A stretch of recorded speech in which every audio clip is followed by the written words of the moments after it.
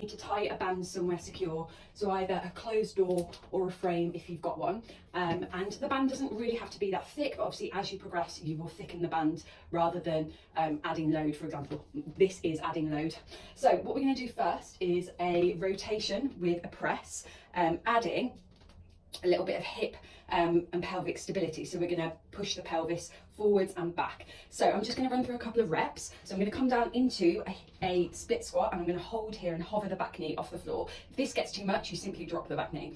From here, I would pop the band inside the palm like so, rather than having it on the top because it can rub your hand. And then from there, what we're going to do is we're going to punch forward, and as we do, we're going to rotate the body to the side. So I'm going to show you a couple of reps.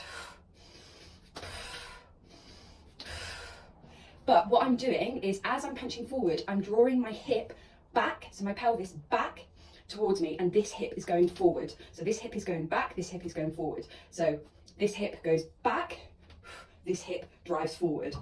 This hip goes back, this hip drives forward.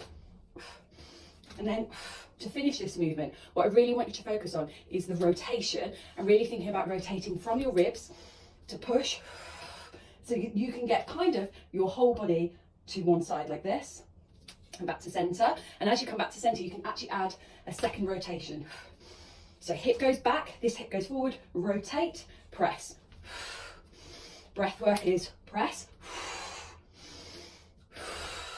When this gets too much on your back leg, you can simply drop down and start here.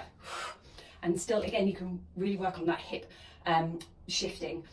And then you'll go onto the other side. Just be aware that when you go onto the other side, you might have to move over a little bit, because otherwise the band will pull you the other way. And that's how you do the split squat iso hold with banded press rotation. But like I said, bring it down to a half kneeling if it gets too much. Repeat the reps on either.